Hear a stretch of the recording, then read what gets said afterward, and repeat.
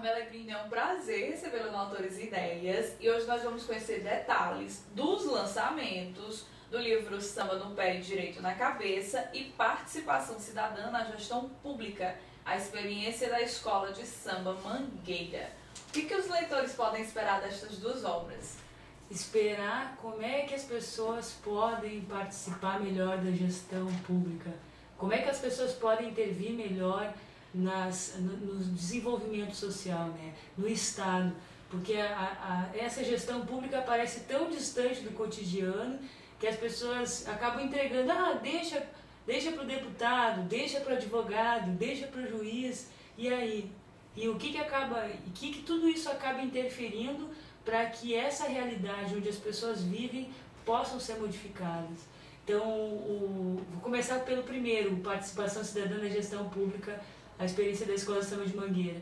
Esse livro, ele surgiu do meu mestrado, na minha pesquisa de mestrado em Direitos Sociais e Políticas Públicas na Unisc, e tem a preocupação de mostrar como a democracia deliberativa é implementada dentro de uma comunidade, né, no caso da Mangueira, lá no Rio de Janeiro. E escolhi a Escola de Samba de Mangueira por vislumbrar que a ação carnavalesca gera participação espontânea à democracia, né? Como é que a música, o samba, desencadeia o movimento e faz com que as pessoas busquem desenvolver uma cultura de preservação da identidade cultural do local, de diminuição da violência, tanto a violência com drogas, violência doméstica, enfim, as diversas dimensões que a violência tem pela ausência de políticas públicas que muitas vezes o Estado não consegue implementar, né? Por ter inúmeras demandas e acaba ficando impotente sozinho para fazer uma boa gestão, né? Foi a partir dessa pesquisa que surgiu o samba aí na sua vida, Carmela, ou não? Na verdade, o samba sempre me acompanhou, porque eu moro em Porto Alegre, mas eu sou carioca, então eu tenho apesar de falar com sotaque do sul e ter o físico muito dos alemães, italianos, né, da minha família, portugueses também, uma mistura toda, mas que predomina e isso diferencia lá. Eu tenho essa ligação com a música e com a arte de uma maneira geral muito especial pela minha infância, pelo que a minha mãe colocava para ouvir, pelos cursos que eu tive a oportunidade de fazer.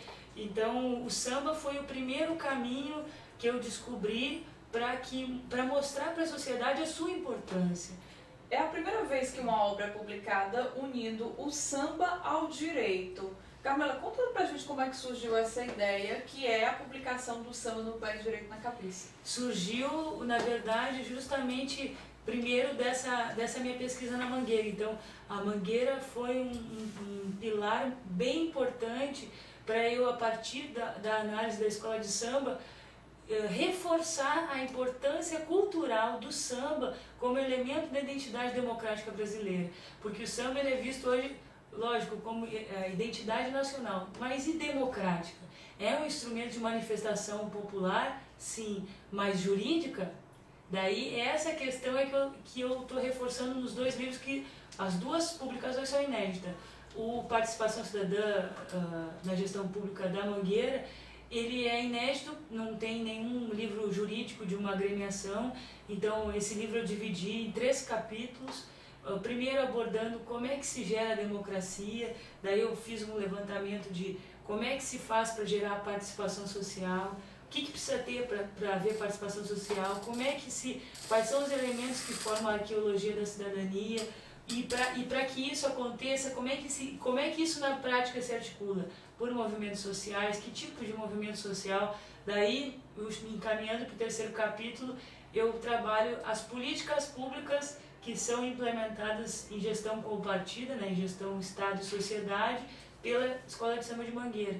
Faço esse levantamento histórico do samba e do carnaval lá na escola, e me preocupando muito mostrar como o programa social da Mangueira, que é dividido como uma árvore, assim, em vários galhos de vários projetos, como esses projetos que vão do balé, do trabalho com reciclagem de vidros, a questão de cursos profissionalizantes, dão empoderamento, dão potência para a cidadania, né? E desmitifica muito que uma escola de samba é só carnaval, né? O carnaval é o elemento fundamental para gerar essa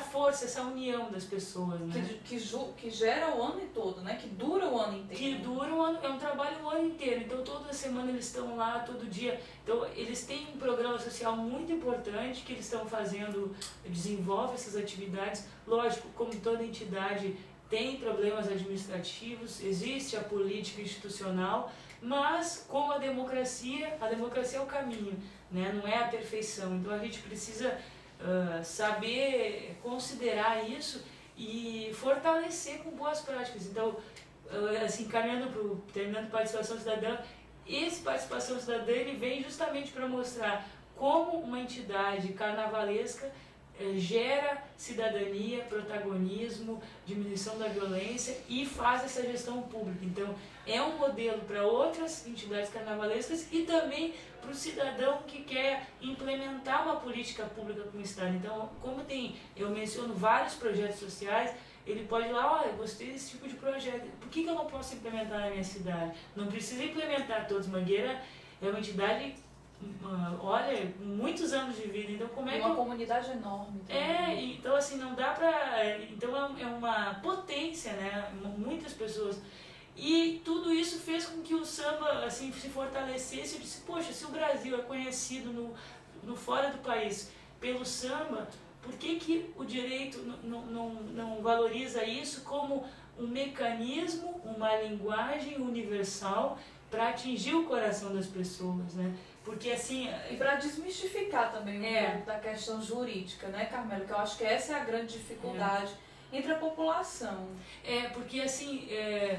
Hoje o direito, como cultura, a cultura jurídica do direito, a cultura jurídica, né, ela está muito associada ao acesso à justiça.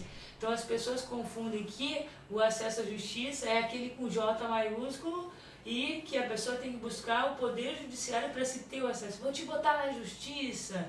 Então será que é isso, botar na justiça que as pessoas estão precisando? Ou será que é ter condições, plataformas de expressão, identidade, políticas que valorizem a alteridade, diminuam as diferenças raciais, né? Valorizem a sua maneira de ser e principalmente não tenham vergonha de onde moram. Porque se a pessoa não tem cidadania, ela vai ter baixa autoestima, vai ter, como diz um amigo meu, cineasta, democracia ascendente, que é aquilo que tu fica com vergonha, né? Tu não mostra, tu não sorri, tu não fala, tu não te expressa, porque tu não tem dente na boca. Então aquela democracia ascendente que não funciona. Então a gente precisa, como ele diz, de uma democracia com dente, com sorriso largo, né? Com expressão, com atitude, para que as pessoas tenham esse empoderamento, né? E diminua essa vivência de paternalismo estatal, que é cultural, né? A gente sabe que vem de uma cultura de anos aí, mas a gente precisa modificar isso, né? Então, nada melhor do que utilizar a cultura popular. Então, para se desenvolver uma cultura jurídica popular, a gente precisa ouvir a voz do povo, fazer emergir a cultura que vem do povo e não uma cultura imposta de cima para baixo, para dizer o que ele tem direito, o que ele tem dever de cuidar. A gente estava falando nos bastidores aí de um samba que fala sobre homofobia, que é do Jerônimo, ele é lá da Bahia, ele diz assim: na Bahia é agora não ter discriminação, na Bahia é agora não ter discriminação, quem discrimina viado pode até ir pra prisão, quem discrimina viado pode até ir pra prisão, samba viado cidadão, samba viado cidadão daí. E quem disse que viado só tem viado homem? E quem disse que viado, né? Samba, mulher, cidadã. Então, a partir de uma... Legal. Né? Legal, muito legal. A partir de uma música, o músico, o compositor, ele tem essa capacidade de simplificação das ideias, né? E relatar o cotidiano, que às vezes é muito doloroso. Então, por que não usar a emoção, o prazer, o movimento que o corpo faz para que as pessoas libertem o que fica preso, né? Libertem essa ausência de comunicação, porque o direito ele surge para mediar conflitos, para dar empoderamento, transformação da realidade, mas não adianta a gente ter um conhecimento que não consegue ser aplicado, né? A Constituição é muito bonita, os direitos estão lá, fundamentais, é muito distante da realidade das pessoas. E como é que põe em prática, né? Então, assim, o papel hoje aqui, né, utilizando o espaço da rádio, é fundamental para se democratizar, para alertar, para botar o ouvinte no ar e dizer, olha, estou aqui na fila do banco, estou há 3 horas não recebi atendimento, ou reclamar quando um deficiente precisa usar uma vaga no estacionamento e está outra vaga lá e a pessoa não tem como sair do carro, sabe? São coisas assim que parecem tão pequenas para quem não precisa, mas e para quem precisa?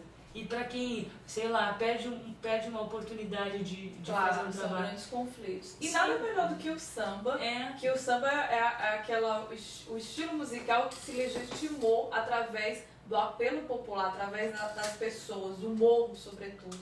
E já que a gente está falando de samba, a gente falou da experiência do livro que conta sobre a participação cidadã na gestão pública, a experiência da Escola de Samba Mangueira. Além deste lançamento, foi lançado também o livro Samba no Pé e Direito na Cabeça. Essa obra é fruto da união entre 14 professores que discutem temas como corrupção, criminalidade, meio ambiente, homoafetividade, como a gente estava conversando, entre outros temas. Carmela Grini, conta pra gente como é que foi o processo de elaboração desses artigos e o processo de confecção, de construção desses artigos para entrarem na livre. O livro ele é resultado, ele tem a influência do livro da participação e por causa disso eu comecei a fazer uma prática mesmo. Eu inventei um projeto que começou a ser na usina do gasômetro, depois foi para o Teatro da Câmara Municipal lá de Porto Alegre, depois foi para outras cidades, que é a reunião de músicos para interpretar o samba e explicar pedagogicamente, de uma maneira sensitiva pela arte, o que o samba quer dizer, né? Estudar o que está por trás daquelas palavras, né? Então a gente procura convidar antropólogos, sociólogos, professores, pessoas de diferentes áreas, pessoas do carnaval, para estar mostrando o que isso quer dizer, né? O que por exemplo, o samba identidade, ser preto de alma branca para viver, é o exemplo da dignidade, não nos ajuda nem nos faz sofrer, que ele fala que o elevador é quase um templo, exemplo para minar teu sono. Sai desse compromisso, não vai no desserviço, se o social tem dono, não vai. Mais ou menos assim a música diz. Então, assim, como é que essas músicas, o que essas músicas querem dizer com isso? Né? Por que o elevador é de serviço, né? E não é para ir no elevador de serviço? Então, assim, a seleção das músicas gerou também, é fruto da prática. Então, conforme eu fui aprimorando o projeto, eu fui pontuando as temáticas, assim. Então, eu procurei pegar músicas de diferentes compositores no Brasil, de samba, para que eles falassem de algum tema específico. No meio ambiente, por exemplo, o meio ambiente é os sertões em cima da hora, que ele diz assim... agora eu vou me lembrar daqui a pouquinho da música. Ele fala sobre a seca, né? Ele fala sobre o Nordeste, né? Então, como é que as pessoas que vivem no Nordeste se dão em relação a essa realidade e a questão do meio ambiente? E isso se dá de uma maneira com que fiz dessa maneira para que a gente não ficasse só com autores do Rio Grande do Sul. Então, os professores que participam também são de vários estados, Minas Gerais, Brasília, São Paulo. Aqui o professor Djalma Pinto, que pegou do Ceará. Pegou o samba do Bezerra da Silva, candidato Caô, que é o samba que fala, né, que o político subiu o morro sem gravata, dizendo que gostava da massa, né? Foi na tendia, bebeu cachaça e até bagulho fumou, né? Que foi no barracão e usou lata de goiabada como prato, e ele logo percebeu que era mais um candidato, né? E ele fala para tomar cuidado que as eleições estão aí, hoje ele pede seu voto, amanhã deixa os homens lhe bater. Então, para ter cuidado, são alertas que a música dá e que às vezes a gente está dançando, extravasando o corpo, mas será que a gente está internalizando isso? Então, quando a gente para estudar o papel do compositor, o papel de uma música, a gente está refletindo o conteúdo, indo além, indo nas entrelinhas do que ele quer dizer. Então, esses 14 artigos foram divididos de maneira que gerasse uma democracia assim, de diversidade de temas, de pluralidade de compositores, para que a gente pudesse, nesse primeiro volume, atingir um maior número de assuntos e mostrar que o samba está numa diversidade infinita, mostrando a realidade social. Né? Então, se a gente consegue fazer essa conexão do direito com o samba, a gente começa a gerar uma cultura jurídica popular, né? Que é uma cultura que valoriza o repente, uma cultura que valoriza o grafite, uma cultura que lê o que a pichação está dizendo, né? Quem vigia os vigilantes? É uma pichação que tem por aí, que eu guardo imagens, né? Tu fica vendo aquela educação que não oprima, nós queremos uma educação que não nos oprima, mas que nos faça, né, ter poder. Refletir. Então, assim, tudo isso, por mais que a pichação se veja como crime ainda, ela está alertando, é um grito e, como eu gosto de dizer, é uma linguagem jurídica marginal, ainda não reconhecida como direito, como legítima. Então, quando a gente utiliza o samba no pé, direito na cabeça, para ensinar o direito, para mostrar que o samba fala do direito e fala aos direitos, porque tem diferença, falar dos direitos é falar a Lei Maria da Penha, que nem a Alcione diz num dos artigos que a Maria Berenice fala, ela diz assim: comigo não violão na cara, que mamãe beijou Zé Ruela nenhum, bota a mão, se tentar me bater, vai se arrepender. Ela diz: eu te passo a Maria da Penha. Então não faz isso que ela vai te passar a Maria da Penha. Então isso é falar dos direitos. Falar aos direitos é dizer: os direitos humanos são iguais, mas existem as classes sociais. Então assim, isso é dizer, né? Eu tenho direitos humanos, mas e aí? As classes são sociais, a desigualdade social existe. E como é que fica, né? Eu não sou de guerra, eu quero paz, quero trabalhar para poder ter, tendo o que a gente pode dar. Eu quero ser livre e liberar, eu quero estudar e aprender, eu só quero aprender para ensinar, né? Daí, quem tem muito quer ter mais, quem não tem resta sonhar, quem não estudou é escravo de quem pôde estudar. Né? Então, o que isso quer subliminarmente está querendo dizer, né? Então, essa música da velha guarda do Império Serrano. Então, a gente não está criando música, a gente está exaltando o que existe e fortalecendo aquilo que ainda, aquele direito engravatado, precisa desengravatar. Eu vejo muito essa questão da arte como suplemento para questão jurídica, e eu li várias vezes isso quando estava pesquisando sobre o seu trabalho, sobre o lançamento dos livros. Você diz em vários momentos: a utilização da arte para romper a judicialização da vida. O que seria essa judicialização da vida, Carmela? A judicialização da vida é um conceito que eu uso para dizer essa busca que a gente tem de decorrência do paternalismo, que a gente conversou agora no início, que as pessoas não sabem como enfrentar os problemas da vida e entregam um problema que poderia ser solucionado por ela a um terceiro. Por exemplo, 2 exemplos, um recente, aquela questão de judicialização do amor, do afeto, né? Não, o pai tem obrigação de dar amor, da indenização para indenizar o amor. Até que ponto isso é positivo, né? Em que ponto nós chegamos que o amor está sendo mensurado financeiramente? Então, que sociedade é essa que a gente vive? A judicialização da vida é quando a gente confunde o acesso à justiça com o acesso ao poder judiciário, né? Então, assim, tem essa nomenclatura de poder, palácio da justiça, poder, acesso à justiça como judiciário, é uma conceituação que causa uma confusão na cabeça do cidadão. E até limita muitas vezes. Sim, porque daí o que acontece? Esses conflitos que poderiam ser solucionados se ele tivesse alteridade, se tivesse política pública que valorizasse mais a família, planejamento familiar, acompanhamento psicológico, enfim, outros mecanismos que gerassem essa solução que a pessoa busca, seria muito mais fácil, porque o judiciário acaba recebendo, sendo uma panela de pressão de demandas sociais que o Estado não dá conta. Então a gente gasta duas vezes o contribuinte, quando paga os seus impostos e quando busca no judiciário uma solução para aquilo que o Estado não dá conta. Seja quando o Estado não dá um medicamento, seja quando nega um direito de uma declaração que ele precisa. Então, assim, a gente sabe que existem demandas processuais que vão ter que ser levadas, vão ter que ser processuais, vão ter que ser judiciais. Por exemplo, demandas contra banco. Como é que um banqueiro, eu vou discutir com o banqueiro para ele me dizer que eu tenho direito e que eu vou te pagar, vamos negociar? Dificilmente, né, a gente consegue uma concessão. Telefone celular, né? As companhias. Então tem muita reclamação. O maior queixo no Brasil é com a telefonia móvel.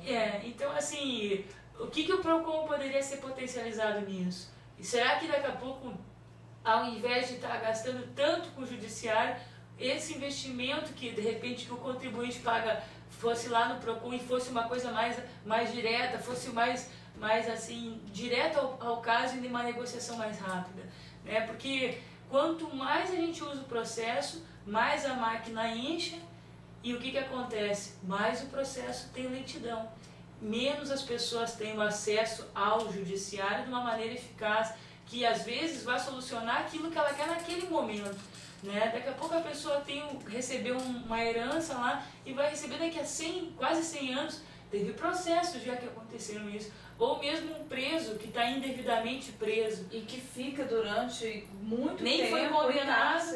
E daí recebe uma indenização, que nem teve também um caso recente aí, da pessoa foi saber que ela recebeu a indenização e morreu, teve um negócio no coração. Absurdo. Né? Então assim, a judicialização da vida é quando a gente não consegue utilizar e ter acesso à justiça de uma maneira que não seja via judiciária. Então, o acesso à justiça é muito mais amplo que o acesso ao judiciário. E a gente precisa fazer com que as pessoas criem uma cultura diferente. E para criar uma cultura diferente, é fundamental políticas públicas, né? Então, os dois livros apontam formas de fazer política pública que a sociedade tem que cobrar dos parlamentares, enfim, claro, uma gestão compartilhada para que isso seja eficaz, né?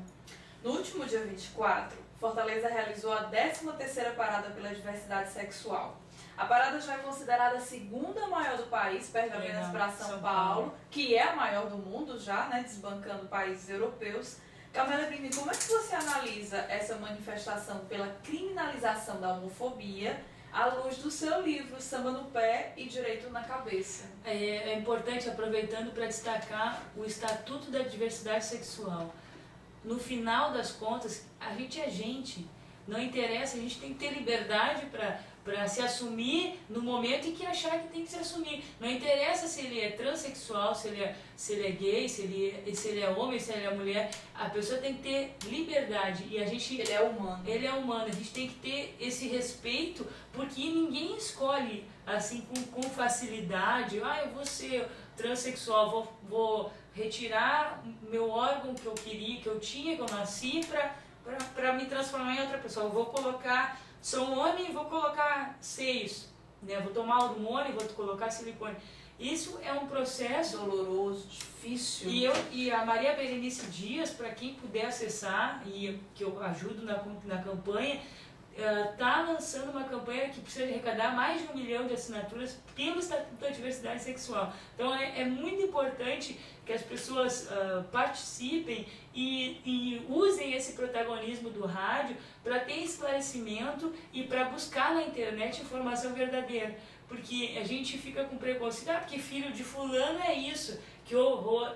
Tá, e tu foi conversar com ele, foi saber qual é a realidade que ele vive. Eu tive uma outra vez que eu falei no rádio, uma pessoa que é transexual me procurou por causa da minha fala no rádio e me mandou laudos, me contou a história da primeira relação que ela teve, como é que ela descobriu que ela era uma transexual, né? Como é que ela pagou para poder vivenciar uma experiência. E foi uma coisa que para ela foi muito importante para ela poder saber realmente o meu negócio é isso.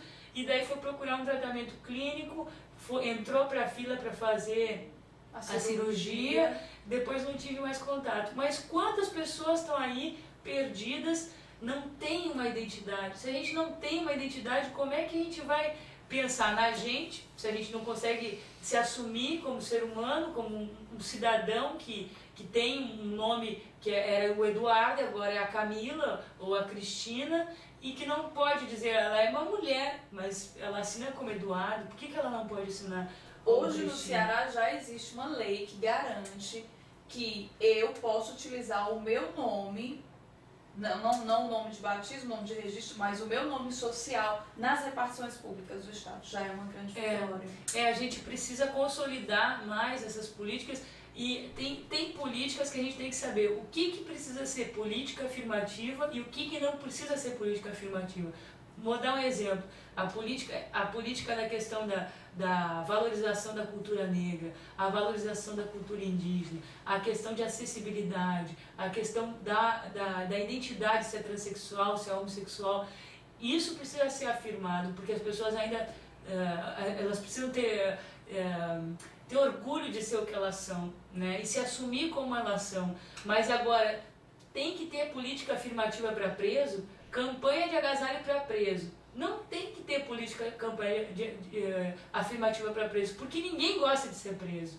Ninguém gosta de ter cometido um crime, ter matado, ter sequestrado, ter sofrido uma violência que gerou uma outra violência. Porque, regra geral, é muito difícil uma violência ser gerada sem uma outra violência. Então é bem importante que, se a política, por exemplo, no Sul, que eu estou pedindo agasalho para os presos do Presídio Central de Porto Alegre, hoje uma população de 4.500 detentos, está frio lá. Eu vim para cá e graças a Deus que eu estou aqui com esse calor maravilhoso, abri a janela naquela praia, meu Deus, 6 da manhã eu em pé, 6 da manhã em Porto Alegre eu estou debaixo do cobertor, porque está geladérrimo. Então, assim, imagina quem está no presídio, sem cobertor, sem creme dental para escovar os dentes, tomando banho frio muitas vezes e sem visita da família e sendo tratado como um animal muitas vezes. Não estou dizendo que são todos, mas, assim, a estrutura prisional, ela é uma estrutura muito arcaica. Então, assim, se eu digo assim, daí eu estou falando isso da campanha para os presos, porque eu comecei a pensar nisso, porque eu pedi para uma amiga que estava fazendo uma campanha no Facebook dizer, divide essa cota da campanha de agasalhos, que agora teve o Dia dos Namorados, então ela diz, não morados. O campanha era não morados. Então, todas as pessoas que não tinham dignidade, que estavam excluídas, eram para ser atingidas. Então, quer dizer, por que não dividiu lá para os idosos, para as crianças, para a gente que mora na rua, para os presos? Não, tem que fazer uma campanha para preso. A tua campanha, eu disse, não é a minha campanha. A campanha é da sociedade que essas pessoas vão voltar. Né? Então, assim, não dá para a gente estar fazendo a política afirmativa onde não se deve fazer. A gente precisa fazer política afirmativa, precisa sim. Se eu sou homossexual, eu preciso ter meu direito garantido.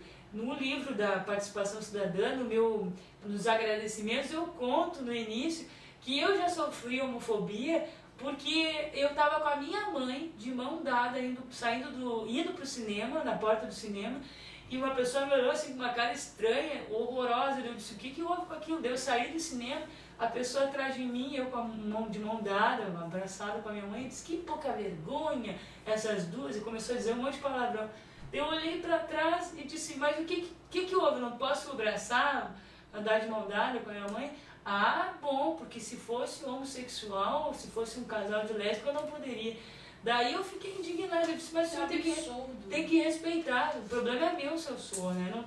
Não tô invadindo a vida de ninguém, né? Eu acho que assim, o respeito do casal, independente se ele é hétero, se é homossexual, o que ele seja, tem que ser em qualquer lugar. Eu também, um casal, ele não pode também, assim, fazer, daqui a pouco vai ter relação na rua. Às vezes acontece que a gente É atentado ao pudor, da mesma forma para o heterossexual, também para não faça o aquilo homossexual. que você não quer que faça com você. Se aquilo está invadindo, a liberdade começa até onde termina do outro. Exatamente. Então isso tem que ter ciência. Agora, as pessoas estão tão frias, estão judicializando o amor, né? Porque está faltando amor. Vamos perguntar na rua aí quantas pessoas estão namorando.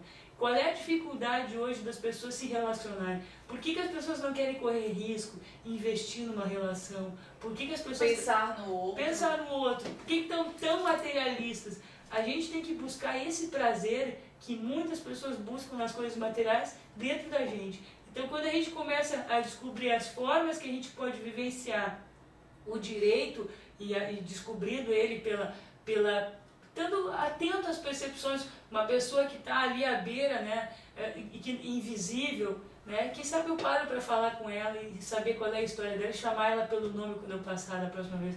Quem sabe eu vou saber que tem um abrigo que eu posso recomendar, que à noite ela pode dormir. Então, a gente precisa procurar se informar, porque às vezes a informação ela vale ouro, né? Se a pessoa não sabe que ela tem aquele direito, a gente pelo menos pode dizer, tá aqui o telefone. Não, tu não precisa dar dinheiro. Às vezes eu vi aqui no Ceará dando dinheiro e vão lá comprar uma pedra de crack.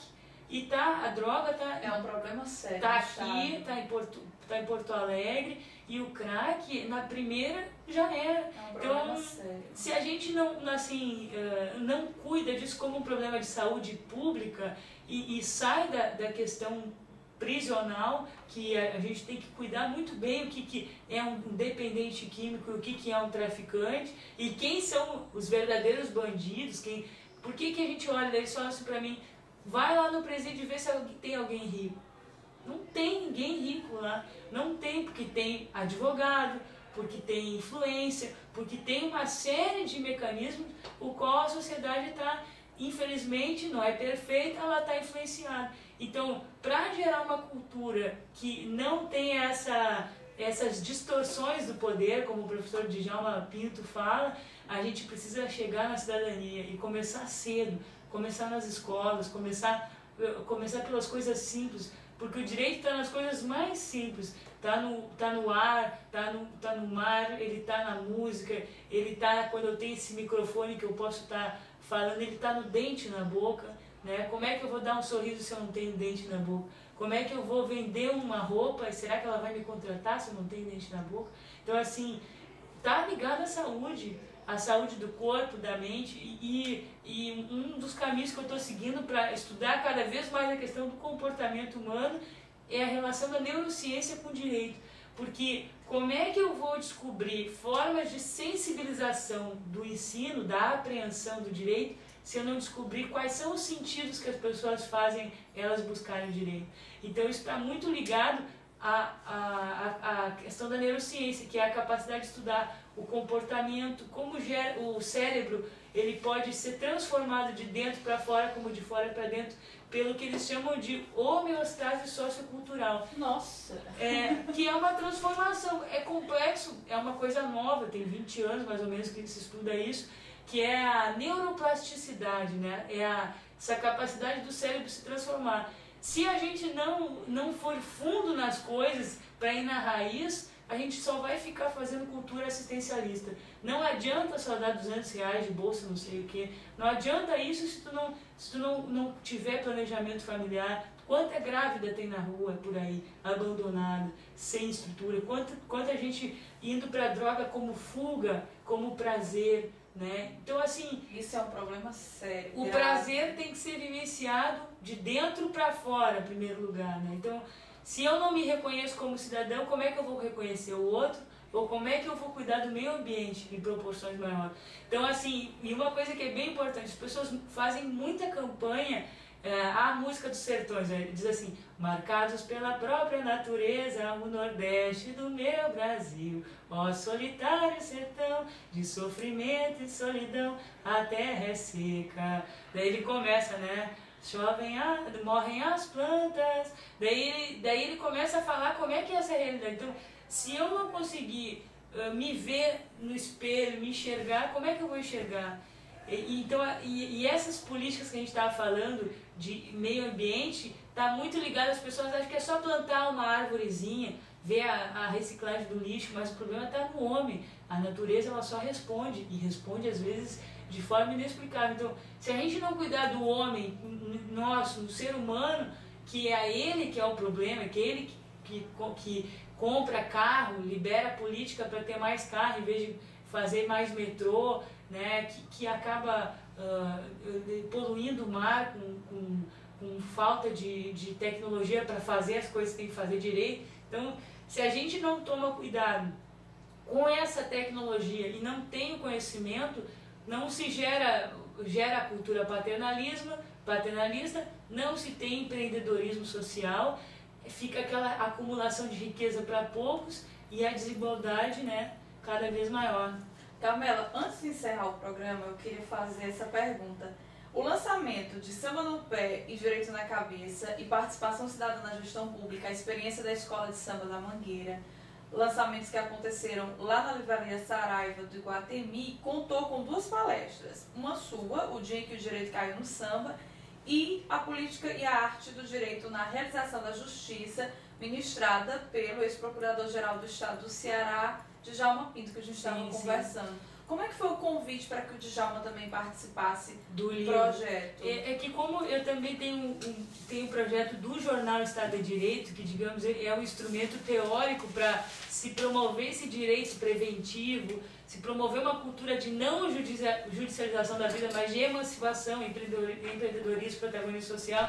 Foi então esse jornal, que convido a todo mundo a acessar aí, né, pelo Google, botar Jornal Estado de Direito. Ele é impresso, são 50 mil exemplares, vai para 20 estados e é gratuito. Então a gente está tentando conseguir convênios com entidades públicas aqui para que eles paguem o frete, que o jornal é gratuito. Como é lá no sul, daí é um pouco mais caro, né, porque tem um deslocamento maior. Mas o Djalma vem dessa relação de já conhecer o trabalho do jornal, de já entender que eu faço esse trabalho de popularização do direito pelo jornal Estado de Direito, por eventos como Desmitificando o Direito, como o Samba no Pé, a prática do Samba no Pé, o Direito no Cárcere, são todos os projetos, né, Direito no Cárcere, que é lá no Presídio Central, Desmitificando o Direito, que é nas Livrarias Saraiva, projetos que são colocados em prática para dizer assim, nós estamos fazendo, pode ser assim, eu posso não ser a melhor cantora, posso ainda não ter descobrido a fórmula mágica da paz, mas a gente tem que ter, dentro das nossas possibilidades, cada um tem uma responsabilidade com o universo, né? Então cada um tem que fazer uma atitude para modificar. Então a gente está fazendo e o Djalma já está aí há quase 7 anos participando disso. Em relação a as atividades que a gente fez, já mais de 100 eventos que estão disponíveis na internet, quem quiser acessar no YouTube. Qual que é o endereço? É www.youtube.com/Estado de Direito, que é o nome do jornal, né? Então tu digita ou tu bota no Google lá Estado de Direito e escolhe a opção canal, daí vai aparecer, daí tem 300 vídeos lá. Outro canal que está no YouTube, que era o meu pessoal, é Carmela Grune, que é Grune. Em vez de ser grude, de grudar, é Grune com N, né? De navio e E de Eduardo. Então, Grune, Carmela Grune. É fácil, tem no total são mais de 900 vídeos e média de 20 mil acessos por mês, né? A gente não tem o vídeo para a nossa alegria lá, para ter 2 milhões de acessos só numa virada, mas a gente sabe que para que o direito tenha 2 milhões de acessos, ele precisa falar a linguagem que o povo fala. Então a gente está descobrindo essa linguagem, preocupado com o comportamento da sociedade. Para gerar alegria, então. Para gerar alegria e valorizar o que existe, né? Então a gente precisa transformar isso. E o último site que eu tenho lá do YouTube é o vlog, V de vídeo, L de Leonardo, O de Olívio, G de gato, né? Vlog Liberdade. Em vez de ser blog, é vlog porque é de vídeo. Então, no Vlog Liberdade tem todo o conteúdo que eu faço no Sistema Prisional Gaúcho, que são mais de 80 vídeos com debate sobre a transferência da pena para o preso, debate sobre acesso à cultura no presídio, debate sobre o deficiente físico no presídio, música no presídio, literatura, o que ele, por exemplo, conversas que tive comigo, do Nelson Mandela, tem uma resenha de de um que os detentos fez, a Cidade do Sol, outra resenha que foi feita. Bárbaro esse projeto. E a gente tá assim, eles me desafiam, a gente tem uma relação muito próxima e eu não tô assim, não fico lá perguntando o que eles fizeram, né? Todo mundo pode errar e pode parar lá, inclusive eu. Então a gente tem que cuidar e oportunizar que todos nós tenhamos dignidade, aonde quer que a gente esteja. Se a gente não tem água quente no lugar que é frio, a gente está tirando, tá oprimindo, já está deixando a pessoa presa, com a musculatura presa. Então, qual é a capacidade que ela vai ter de gesticular? Se a gente faz com que a pessoa não consiga olhar no olho, tem que andar de cabeça para baixo, com os braços cruzados, como é que esse cidadão vai sair para fora? Claro, são questionamentos aí que a gente faz e que os livros Samba no Pé, Direito na Cabeça e Participação Cidadã na Gestão Pública, a experiência da Escola de Samba da Mangueira, discutem e faz com que o leitor também possa refletir e ser um participe dessa proposta e também trabalhar com esses questionamentos na sua comunidade, no seu dia a dia, na sua família, no seu trabalho. Aplicar. Onde é que os leitores, Carmela, que estão agora sintonizados no nosso bate-papo, onde é que esse ouvinte pode adquirir os seus livros? Na Livraria Saraiva. Se não tiver na hora, façam encomenda e peguem lá ou comprem na internet, no site da Livraria Saraiva. Os 2 livros, a média de preço, se não me engano, é R$ 36 e R$ 38. E o livro Samba no Pé, Direito na Cabeça é uma obra coletiva. É importante dizer que todos os autores, inclusive o Djalma Pinto, cederam os direitos autorais, então doaram os direitos autorais para o projeto que eu coordeno, que é as atividades ligadas à popularização do direito, para eu poder estar viajando e conseguindo buscar novos parceiros, novas instituições que se identifiquem e que promovam essa cultura, né? Que a gente infelizmente vê na universidade ainda um modelo, uma educação voltada para elitista. Não, e não só elitista, mas a questão assim, só para a OAB, para o concurso público. E eu digo, a vida é mais, não que isso não seja bom, mas a vida é mais que isso. O direito está no futebol, o direito está na arte, está na medicina, está no espaço, está no navio. Então assim, que áreas eu posso dar? O Estado está com muita demanda. Então a única maneira do Estado conseguir dar conta do recado é fazer a gestão compartida, a gestão sociedade e Estado. Para isso, a sociedade ela tem que estar mais participante, mais interessada nos problemas sociais e participando mais, seja pelos conselhos municipais, seja pelas associações de bairro, pelo próprio condomínio, pelas ações civis públicas que ainda são poucas, mas atenta, por exemplo, esse Estatuto da Diversidade Sexual, que tem que estar atenta a esses chamados no Facebook. Hoje a gente não precisa, que nem tem uma música lá do Rapa, hoje eu desafio o mundo sem sair da minha casa, né? Por que a gente não pode desafiar o mundo sem sair da nossa casa? Podemos e devemos sair, mas a internet, com um vídeo que a gente pode fazer, pode mudar uma mentalidade, pode criar uma cultura melhor. Então a gente precisa utilizar esses instrumentos que a gente tem de manifestação popular para que a gente possa modificar essas distorções que tem de protagonismo, né, que acabam ficando na mão daquele que tem o poder. Bom, eu queria conversar mais sobre outros assuntos que estão aqui elencados nas 2 obras, mas eu tenho que infelizmente terminar o programa, Carmela.